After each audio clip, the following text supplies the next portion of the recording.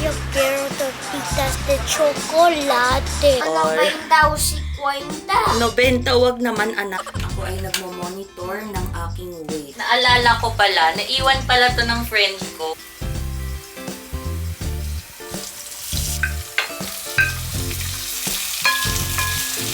Ang aga kong nagmamanas, para akong nahihilo na hindi ko maintindihan.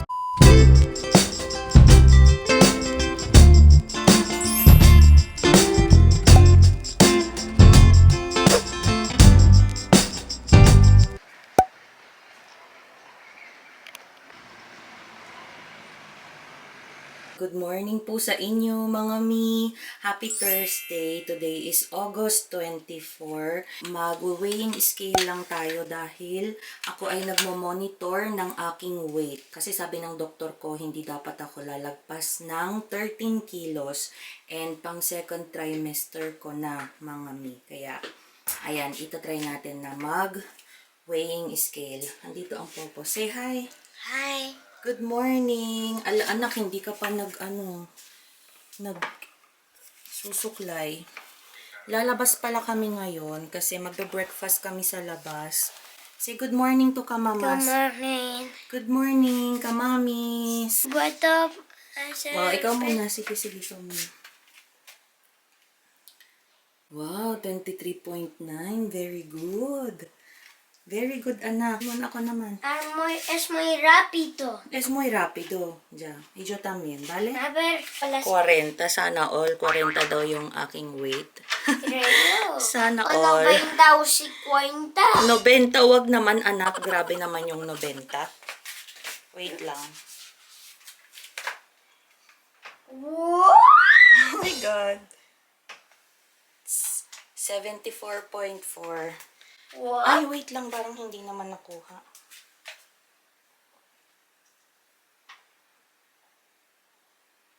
Oh, 74.3. Ya, abahaw. Ha subido 1 kilo. Subido 1 kilo, anak. Ayan mga miso, iinom lang tayo before tayo umalis. Hindi pa ako umiinom. Tapos kukunin ko din pala yung vitamins ko kasi bibili tayo ng vitamins ngayon. Wait lang, anak. I will drink water lang.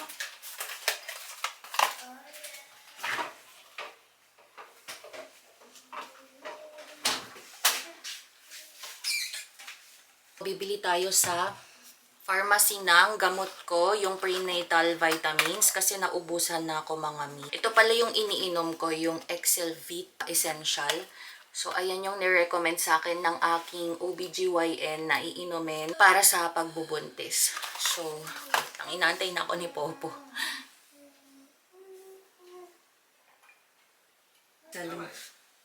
Pasensya na kayo kanina kung medyo nagmamadali po tayo mga mi kasi alam nyo ba tinanghali kami ng gising today. Alas 11 na kami nakagising. Mag-aalas 11 na pala kasi nakaalis kami doon ng mga 11 ng sakto ng tanghali sa bahay. Ayun, magwo-walking tayo today dahil alam nyo po ba, nagmamanas na ako mga mi. Ang aga kong nagmamanas doon sa mga legs ko and pag minsan nagka-cramps din yung mga legs ko kaya kailangan kong mag-walking. So ngayon, since hindi pa kami nagbe-breakfast, pupunta tayo ng pinupuntahan namin as always na bar kung saan kami nagde-desayuno, nagbe-breakfast ni Popo.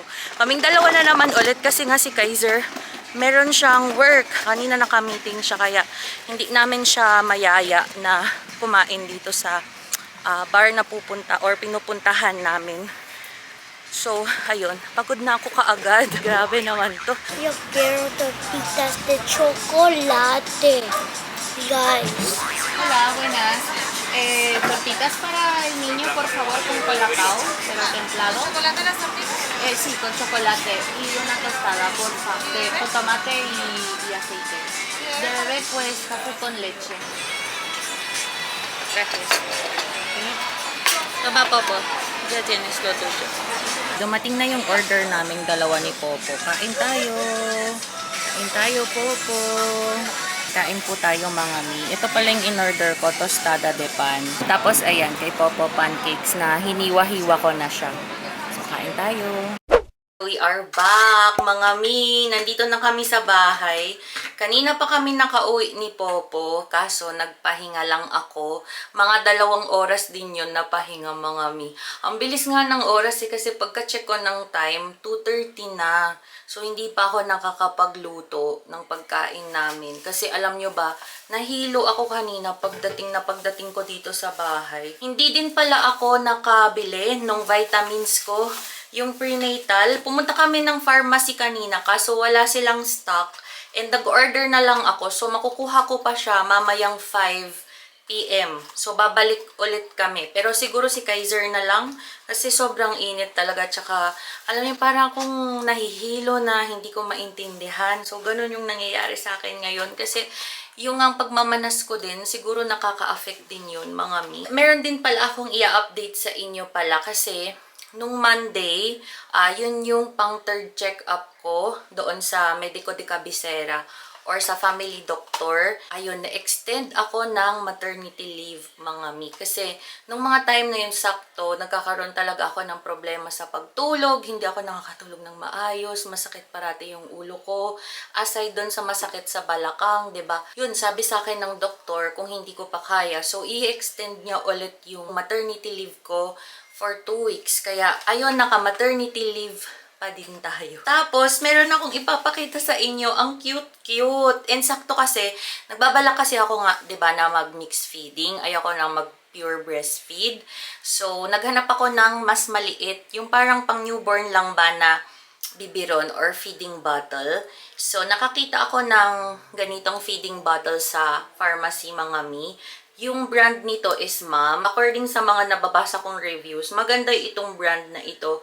Most especially sa mga bagong panganak na babies. Ayan. Kasi accurate yung sukat niya. May mga iba kasing mga feeding bottle na hindi accurate yung kanyang sukat. So, titingin na lang ulit tayo ng ibang color. Kasi wala na silang ibang color doon sa pharmacy na pinagkuhanan ko nito. Kaya, ayun, bala kong kumuha pa siguro ng mga 2 para may pamalit tayo, 'di ba? So, ayan, nakikita na ko dito sa feeding bottles na maliliit. So, ayun lang, mga mi. Magluluto lang tayo. Nakamiting ka pa? As in? Grabe naman ang tagal. From 9 pa yan nakamiting hanggang 3:30 na. Tuloy-tuloy yon yung meeting mo na yon? Patigil-tigil. Ito po pala yung ulam natin today, yung lunch natin. Ito sa Pilipinas, para po siyang tilapia. Pero ito ay dorada sa Espanyol. Ayan, malalaking fish po yung mga dorada dito. Tapos, magluluto lang ako ng egg with ginisang kamatis at saka bawang at sibuyas. Ayan po yung ulam natin. Napakasimple lang po ng uulamin po natin. Alam nyo ba, may nakita akong ulam doon sa loob ng ref namin. Naalala ko pala, naiwan pala to ng friend ko. Pagkain to nung anak niya nung pumunta sila dito. Ayan, shout out kay Tito Marjo. Kakainin na namin yung ulam na natira mo dito. So, merong albondigas dito. Ayan, yung mga meatballs ba. Para to kay Garrett yata or para sa mga anak niya nung pumunta siya dito. Nagluto naman ako nung time na yun. Dumalaw kasi sila dito sa bahay. Tapos nag-swimming yung mga bata. Ayan, si Ate Roma, si Gerald. Ayan, shout out. Kaya, kakainin natin kasi sayang. So, ayan, ipapainit ko lang siya. Nung isang araw pa to, mga mi. Pero, di pa naman siya sira. Sa kanila din tong Tupperware. Pagbalik nyo dito, Marjo, ibalik ko siya ng wala ng laman.